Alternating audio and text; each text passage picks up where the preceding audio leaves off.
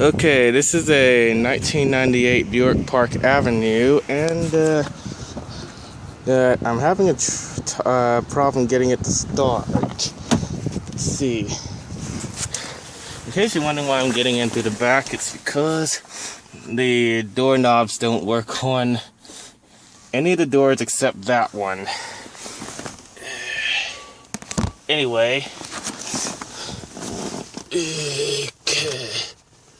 Oh yeah, I forgot the battery's dead. It's not gonna start anyway. But anyway, the problem I had was everything came on. The radio, the heat, and the dashboard, everything came on except the engine.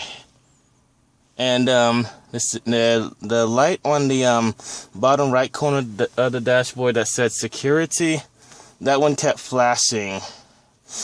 My father says he thinks it's a problem with the security system.